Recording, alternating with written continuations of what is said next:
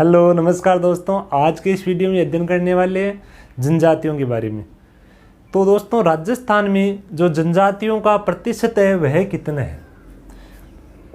लगभग 13.5% क्या है? जनजाति है। यदि संख्या की बात करें तो 92 लाख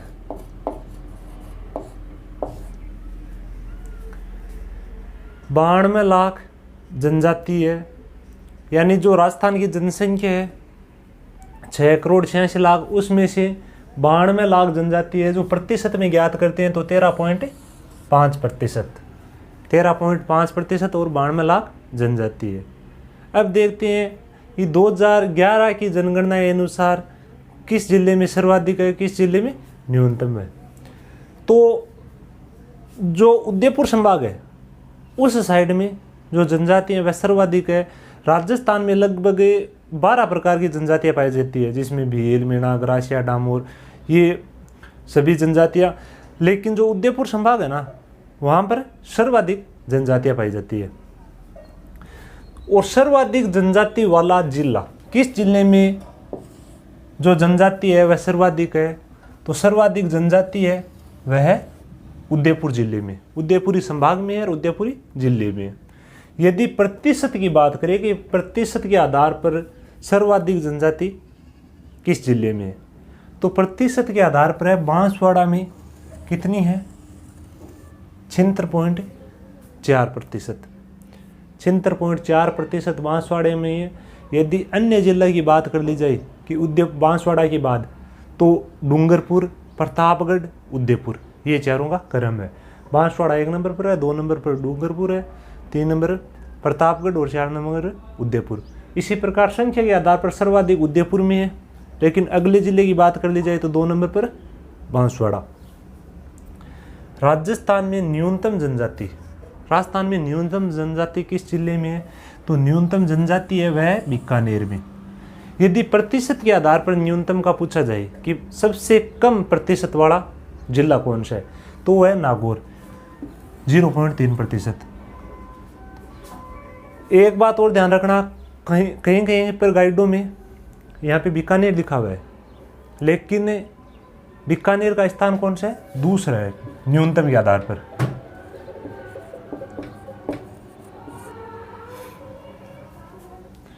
यानी सबसे कम प्रतिशत के आधार पर पूछी जाए तो नागौर की, और 2 नंबर पर क्या है?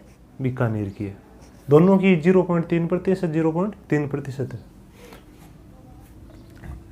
अब है कि भारत के परिप्रेक्ष्य से जनजाति को देखा जाए तो जो मध्य प्रदेश है वहाँ पर सर्वाधिक जनजाति है।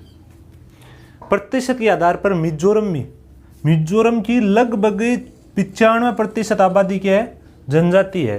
5% ही इधर है। तो प्रतिशत के आधार पर सर्वाधिक मिजोरम की, संख्या के आधार पर मध्य प्रदेश की। इसी प्रकार सबसे कम का पूछा जाए तो हरियाणा है। हरियाणा में सबसे कम जनजाति पाई जाती है संख्या के आधार पर, लेकिन प्रतिशत के आधार पर पूछा जाए तो पंजाब। सबसे कम जनजाति कहाँ पाई जाती है पूछा जाए तो हरियाणा। प्रतिशत के आधार पर सबसे कम जनजाति कहाँ पाई जाती है? पंजाब में। अब भारत के परिप्रेक्ष्य से राजस्थान का स्थान देखिए तो संख्या के आधार पर तो राजस्थान का है 6वां स्थान, यानी 1 नंबर पर मध्य प्रदेश है। तो इस हिसाब से राजस्थान का कौन सा स्थान है? 6वां स्थान। और प्रतिशत के आधार पर देखा जाए तो राजस्थान का जनजाति में कौन सा स्थान है? 13वां स्थान है। एक बार दोबारा देख लो, सर्वाधिक जनजाति वाला जिला उदयपुर, प्रतिशत के आधार पर सर्वाधिक बांसवाड़ा। प्रतिशत के आधार पर बहुत बार पूछते हैं, प्रतिशत के आधार पर सर्वाधिक बांसवाड़ा की 76.4% आबादी क्या है? जनजाति है। मात्र 24% ही अदर है। न्यूनतम जनजाति बीकानेर में, प्रतिशत के आधार पर न्यूनतम नागौर में।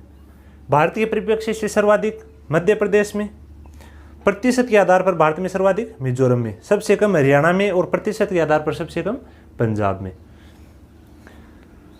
राजस्थान की जनसंख्या में जनजाति का प्रतिशत 13.5%, और कुल संख्या 92 लाख। राजस्थान में 12 प्रकार की जनजातियाँ पाई जाती है। इसमें से हम मुख्य मुख्य जनजातियों का अध्ययन कर लेते हैं। तो सर्वप्रथम ये देखो कि कौन सी जनजाति कहाँ है, इनको समझना है। भील, बी से चालू होता है, भील बांसवाड़ा, बी भी मिलाना है, भील बांसवाड़ा।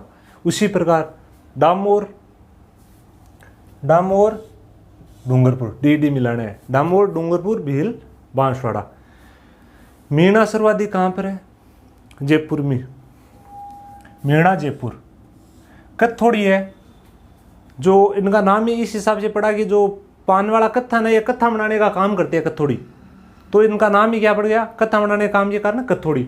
तो कत्थोड़ी कहाँ पर है? उदयपुर में, क्यों? कत्था उदयपुर में पाया जाता है। अब सहरिया और ग्रासिया ये आपको कंफ्यूज करेगी। देखो सहरिया, इसको सिरोही से नहीं मिलाना है। सहरिया कहाँ पर है? बारा, सहरिया 12 जिले की शाहबाद और किशनगढ़ तहसीलों में पाई जाती है। और ग्रासिया है, ग्रासिया है सिरोही में। यानी सहरिया को सह से सह नहीं मिलाना है। सहरिया कहाँ पर है? 12 में, सिरोही में नहीं है। ग्रासिया कहाँ पर है? सिरोही में। इन दो को ही मेन रूप से याद रखना है, बाकी जो में याद रह जाएंगे।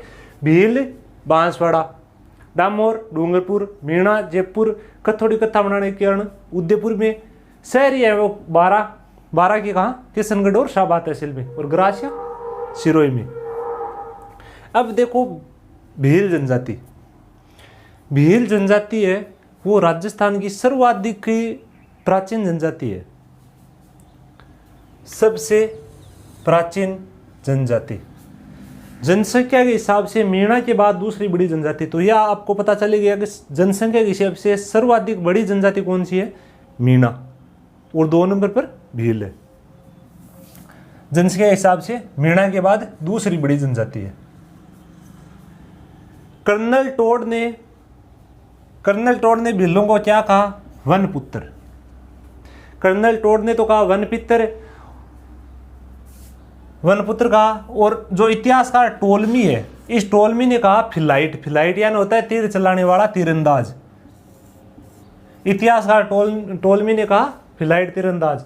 और टोड ने कहा वनपुत्र। अब देखो बिल्लों के घरों को, जो बिल्लों के घर होते हैं उनको टापरा या कू कहते हैं। क्या कहते हैं? टापरा और कू। जो झोंपड़ियों का उनका समूह होता है, भील झोंपड़ियों में रहते हैं, उनका जो समूह होता है उसको क्या कहते हैं? फला। झोंपड़ियों का समूह होता है उसको कहते हैं फला। और जो झोंपड़ियों का एक बड़ा समूह होकर एक बड़ा गांव बन जाता है, उस बड़े गांव को क्या कहते हैं? पाल। बड़े गांव को कहते हैं पाल। और जो झोंपड़ियों का समूह होता है उसको कहते हैं फला। और बिल्लों के घरों को क्या कहते हैं? टापरा और कू। जो बिल्लों के गांव का मुखिया होता है उसको कहते हैं गमेती या फिर पालती। बिल्लों के गांव का मुखिया होता है उसको गमेती या पालती कहते हैं। देपाड़ा क्या है? भील पुरुष जो एक धोती पहनते हैं, तंग प्रकार की धोती होती है, उस तंग धोती को क्या कहते हैं? देपाड़ा। देपाड़ा है बिल्लों की तंग धोती। पोत्या, जो भील पुरुष है सर पर सफेद सापा बांधते हैं, उस सफेद सापा को उनकी भाषा में क्या कहते हैं? पोत्या। महिलाएं हैं लाल और काले रंग का घाघरा पहनती है, लंगा पहनती है, उसको क्या कहते हैं? कच्छाऊ कहते हैं। भिल्लों के जो देवता है यहाँ पर उदयपुर ऋषभ देव जी, उदयपुर के ऋषभ देव में ऋषभ देव जी का मंदिर है। इनको और नाम भी कहते हैं, काला जी, क्यों? ये इनकी काली मूर्ति है तो काला जी भी कहते हैं। इनके केसर जड़ जी, इसको केसरनाथ जी भी कहते हैं। देवता है कि उन्हीं के अलग अलग नाम है, केसरियानाथ जी, ऋषभ देव, काला जी। तो भील है जो इन देवता के चड्डी हुई केसर है ना, उस केसर का पानी पीकर कभी झूठ नहीं बोलते। किस देवता के? चाहे ऋषभ देव जी कहे तो, केसरियानाथ जी कहे तो, काला जी कहे तो, एक ही देवता है, इन्हीं के अलग अलग 3 नाम है। इनके जो केसर का पानी पीकर कभी झूठ नहीं बोलते भील। अब बिल्लों में कुछ प्रथा है। एक तो हाथी वेड़ो। हाथी वेड़ो क्या? एक विवाह की प्रथा है। इसके अंदर लड़का और लड़की पिपल, सागवान, बांस इनको एक साक्षी मानकर विवाह कर लेते हैं। इनको साक्षी मानकर विवाह कर लेते हैं, तो उस प्रथा को क्या कहते हैं? हाथी वेड़ो। एक विवाह की प्रथा है। भंगोरिया विवाह भिल्लों का एक उत्सव है। वहाँ पर जो भील लड़के और लड़की जाते हैं और अपना जीवन साथी चुनते हैं। तो भंगोरिया उत्सव पर जीवन साथी का क्या करते हैं? चुनाव करते हैं। ये एक भिल्लों का उत्सव है भंगोरिया। फायरे फायरे इनका रणघोष है। युद्ध के टाइम में ये फायरे फायरे शब्द को काम में लेते हैं। ये इनका फायरे फायरे क्या हो गया? रणघोष। भराड़ी क्या है? भराड़ी लोक देवी है, या फिर कह दो लोक देवी का भित्ति चित्र है, जो विवाह के उत्सव पर मनाया जाता है। शादी के टाइम में जो दूल्हा है वह उसके हाथ से चित्र बनवाते हैं लोक देवी का। तो उस लोक देवी का नाम क्या है? भराड़ी। ये एक भित्ति चित्र हो गया। विवाह के अवसर पर लोक देवी का भित्ति चित्र बनाया जाता है। भित्ति चित्र बनाया जाता है, उसको क्या कहते हैं? भराड़ी। अब देखो, भील कांडी शब्द को तो मानते हैं गाली। उनको यदि कोई ये कह देना कांडी, तो वो क्या है? चिढ़ते हैं। उसको क्या मानते हैं? गाली मानते हैं। कांडी का मतलब क्या होता है? तीर चलाने वाला। कांडी का मतलब होता है तीर चलाने वाला। तो कांडी को तो वो क्या मानते हैं? गाली मानते हैं। और पाड्डा शब्द को वो अपने लिए अच्छा मानते हैं, गर्व मानते हैं, मुझे पाड्डा का है। पाड्डा का मतलब होता है शक्तिशाली, मजबूत। कांडी को गाली मानेंगे और पाड्डा को अच्छा मानेंगे अपने लिए भील। भीलों के नृत्य गौरी, राई, गेर, द्विचकी, हाथीमना, घूमरा, ये सभी भीलों के नृत्य। कुल देवता कौन है उनके? टोटम और कुल देवी आजम या केलड़ा माता। सबसे अच्छी बात है भीलों में कि ना ही तो उनमें बाल विवाह प्रचलित है और विधवा विवाह उन्हें प्रचलित है। तो ये दोनों चीज़ें क्या है? बढ़िया चीज़ है। बाल विवाह प्रचलित नहीं है और विधवा विवाह प्रचलन में है। दोनों चीज़ें अच्छी है, उनमें मतलब कुरीतियाँ कम है। शिकार, वनोपज, कृषि, ये आजीविका ही उनके मुख्य साधन है। शिकार, वनोपज, कृषि, ये कार्य करके वो अपना जीवन यापन करते हैं। एक जो भील जनजाति है वह सर्वाधिक बांसवाड़ा और इसके अलावा जो उसके आसपास के क्षेत्र है डूंगरपुर, उदयपुर, प्रतापगढ़, तो वहाँ पर क्या पाए जाते हैं? भील पाए जाते हैं। नेक्स्ट है मीणा जनजाति। मीणा जनजाति, मीणा का शाब्दिक अर्थ क्या है? मीन, मत्स्य, मछली। यानी इस नाम से आपको कुछ भी प्रश्न में दिख जाए, मत्स्य, मछली, मीन, तो वो मीणा जनजाति से ही संबंधित होगा। मीणा जनजाति है वह राजस्थान की सबसे बड़ी जनजाति है। सबसे बड़ी कौन सी है? मीणा। और 2 नंबर पर है भील। सर्वाधिक संपन्न और शिक्षित है। मीणा जनजाति सर्वाधिक संपन्न एवं शिक्षित है। इन्होंने अपना स्तर बहुत ऊंचा उठा लिया है, यानी एक जनजातियों के स्तर से बहुत ऊपर आ चुकी है। मीणा जनजाति सर्वाधिक संपन्न और शिक्षित है। जैन मुनि मगर सागर है। जैन मुनि मगर सागर ने एक ग्रंथ लिखा, मीन पुराण। मगर सागर ने एक ग्रंथ लिखा, मीन पुराण। उस ग्रंथ में भगवान मीन का वंशज बताया मीणा को। किसका वंशज बताया? भगवान मीन, यानी भगवान मत्स्य या भगवान मीन का वंशज बताया। किस ग्रंथ में? मीन पुराण में। और इनका गण चिन्ह क्या है? मीन या मछली। पवित्र ग्रंथ कौन से? मीन पुराण। मीन पुराण किसने लिखा? मगर सागर ने। जो मीणा जनजाति है वह शक्ति की उपासक है। किसकी पूजा करती है? सिक्कर के बाण माता की। बाण माता की पूजा करती है। लेकिन जो भरतपुर के मीणा है वो भरतपुर क्षेत्र वाले दुर्गा माता की पूजा करते हैं। संपूर्ण मीणा जनजाति सिक्कर के बाण माता की पूजा करती है, लेकिन भरतपुर क्षेत्र वाले दुर्गा की पूजक है। मीणा को मुख्य 2 भागों में बांटा गया है। एक तो होते हैं जमींदार और एक होते हैं चौकीदार। जमींदार तो जो खेती बाड़ी करते हैं उनको तो क्या कहते हैं? जमींदार। खेती और पशुपालन करने वाले जमींदार। चौकीदार जो रक्षा करते हैं, जैसे राजाओं के जो कोषागार है, राजाओं के जो महल है, उनकी जो रक्षा करते थे, चौकीदारी करते थे, उनको क्या कहा गया? चौकीदार मीणा। मीणाओं के मुखिया को क्या कहते हैं? पटेल। इनके जो कच्चे घर है उन्हें छपरा या टापरा कहते हैं। मीणाओं के कच्चे घर को क्या कहते हैं? छपरा या टापरा। इनके कच्चे घरों में मोर नहीं मांडना प्रश्न आया हुआ है मोरनी मांडना का संबंध किस जनजाति से है? मीणा से। कच्चे घरों में मोरनी मांडना कार्यक्रम होता है। इनकी जो पंचायत होती है मीणाओं की, उनको क्या कहते हैं? चौरासी। चौरासी कहते हैं।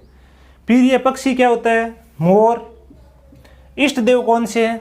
भूरिया बाबा, जिन्हें गौतमेश्वर बाबा भी कहते हैं। भूरिया बाबा या गौतमेश्वर, ये इनके इष्ट देव है। प्रथा क्या है?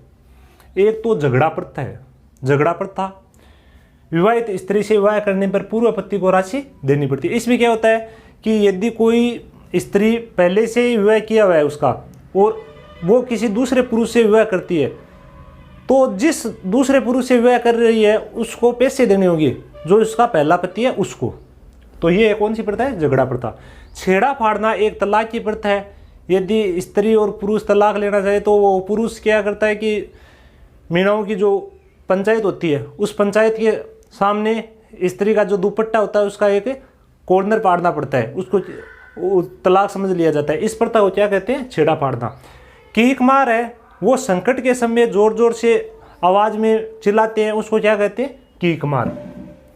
जरायम पेशा कानून। जरायम पेशा कानून का संबंध किससे है? मीणाओं से। 1924 में मीणाओं को अपराधी जनजाति की संज्ञा दी गई, और इस कारण इनको रोज पुलिस स्टेशन में हाजिरी वगैरह देनी पड़ती थी। और जो मुन्नी मगर सागर है ना, इन्होंने 1944 में सीकर के नीमका थाना में एक आंदोलन किया इस जयराम पेशा कानून के खिलाफ। इसके उपरांत 1952 में इस कानून को समाप्त कर दिया गया। समाप्त कब हुआ? 1952 में। जरायम पेशा कानून। जरायम पेशा कानून का संबंध किससे है? मीणा जनजाति से। तारा बांध की ओढ़नी। तारा बांध की ओढ़नी है जो मीणाओं में सर्वाधिक प्रचलन में है, तो ये है मीणा जनजाति। नेक्स्ट है सहरिया। सहरिया जनजाति है वो 12 जिले के किशनगढ़ और शाहबाद तहसीलों में रहती है। राजस्थान में मात्र यहीं पे है सहरिया जनजाति। ये सर्वाधिक पिछड़ी जनजाति होने के कारण भारत सरकार ने इसको आदिम जनजाति समूह में रखा है। आदिम जनजाति समूह में केवल राजस्थान की एक ही जनजाति है, वो कौन सी है? सहरिया जनजाति। वनवासी जनजाति है, यह शिकार पर निर्भर है, यानी पूरी की पूरी वन में ही रहती है। वनों में क्या करती है? शिकार, और इसके अलावा फलों और जो वन की अन्य उपज है उनका संग्रह करके बेच देती है। कृषि वगैरह नहीं करती, केवल शिकार पर निर्भर है, फलों और वन उपजों का संग्रह करती है। वनवासी जनजाति है। जो सहरिया जनजाति है, इनकी बस्ती को क्या कहते हैं? सहराना। सहरिया जनजाति की बस्ती को सहराना कहते हैं। जो सहराना के बीच में एक झोंपड़ी या छपरा होता है, सहराना के बीचों बीच एक झोंपड़ी या छपरा होता है, जिसे क्या कहते हैं? बंगला या हताई। जो बीचों बीच झोंपड़ी होती है उसको बंगला या हताई कहते हैं। ये बंगला या हताई पूरे समाज की संपत्ति है, सामुदायिक संपत्ति है, किसी एक की नहीं होती है। यह समाज की सामुदायिक संपत्ति है। सहरिया लोग हैं, उनके घरों को क्या कहते हैं? टापरी। बिल्लों वाले घर को तो टापरा कहते हैं, और सहरिया के घरों को क्या कहते हैं? टापरी कहते हैं। ये अनाज और जो अन्य घरेलू सामान है उनको रखने के लिए मिट्टी और गोबर से सुंदर सुंदर कोठियाँ बनाते हैं। तो जो छोटी कोठी बनाते हैं ना, उसको तो कहते हैं कुशीला। छोटी कोठी को क्या कहते हैं? कुशीला। और जो आटा रखने की कोठी है, आटा रखने की कोठी है, उसको क्या कहते हैं? बडेरी। आटा रखने की कोठी को कहते हैं बडेरी, और छोटी कोठी होती है उसको क्या कहते हैं? कुशीला। यह मिट्टी और गोबर से बनाई जाती है। जो सहरिया लोग हैं वो जंगलों में रहते हैं, तो जंगलों में ही जंगली जानवरों से बचाव के लिए अपने घर बनाते हैं पेड़ों के ऊपर। तो जो पेड़ों के ऊपर झोंपड़ी बनाते हैं उसे क्या कहते हैं? गोपना, कोरुआ या टोपा। पेड़ों के ऊपर जो झोंपड़ी बनाते हैं उसे गोपना, कोरुआ या टोपा कहते हैं। इनमें क्या क्या प्रथाएं हैं? एक तो दापा या वद्धु मूल्य। ये पूछता है दापा क्या है? दापा क्या है? एक वद्धु मूल्य है। तो दापा और वद्धु मूल्य एक ही चीज है। तो लड़की के विवाह पर लड़की के पिता को लड़के वाले रुपये देते हैं, उसको क्या कहते हैं? दापा या वद्धु मूल्य। धारी संस्कार। धारी संस्कार में क्या होता है कि जो मृतक होता है उसकी मृत्यु के तीसरे दिन अस्थियां राख ये ढककर आंगन में रख देते हैं और अगले दिन देखते हैं कि ये क्या मरा, उसमें जो कुछ ही निशान होते हैं ना, उसके आधार पर ये अंदाज़ा लगाते हैं। तो धारी संस्कार मृत्यु के तीसरे दिन मृतक की अस्थियां ढककर आंगन में रख देते हैं और अगले दिन देखते हैं, ये धारी संस्कार है। गोदना गुदवाना, गोदना क्या है, जैसे टैटू होता है ना, उस प्रकार से ये गोदना को आप देसी टैटू मान लो। तो गोदना गुदवाना, स्त्रियां तो गोदना गुदवाने की क्या होती है, शौकीन होती है, और पुरुषों में क्या है, वर्जित है। पुरुष गोदना नहीं गुदवा सकते और स्त्रियां बड़ी शौकीन होती है शहरी समाज में। गोदना और टैटू में क्या अंतर है? टैटू तो बनाते हैं देख ही हैं। गोदना में क्या होता है कि जो किक्कर वगैरह की सूढ़ होती है ना, उससे ऐसे चित्र बनाए जाते हैं और उस पर जो खेजड़ी के पत्ती वगैरह इनको जलाकर रख देते, जिससे वे काले काले निशान हो जाते हैं, उसको क्या कहते हैं, गोदना। अब है सबसे बड़ा मेला, शहरिया समाज का सबसे बड़ा मेला कौन सा है? सित्ताबाड़ी 12 में मेला लगता है। किसका? तेजा मेला। सित्ताबाड़ी 12 में तेजा मेला लगता है। इस सित्ताबाड़ी वाले मेले को शहरिया समाज सबसे बड़ा मेला है, शहरिया समाज सबसे ज़्यादा मानते हैं। ये वाल्मीकि को अपना आदि गुरु मानते हैं, वाल्मीकि को अपना आदि गुरु मानते हैं। विवाहित महिला एक विशेष वस्त्र पहनती है जिसे क्या कहते हैं? रेज्जा कहती है। रेज्जा शहरिया समाज की विवाहित स्त्रियाँ हैं वो पहनती है रेज्जा। नारी को पूर्ण स्वतंत्रता प्राप्त है शहरिया समाज में। तेजा जी और भैरव इनके प्रिय लोक देवता है। तेजा जी और भैरव प्रिय लोक देवता है। नेक्स्ट है ग्रासिया जनजाति।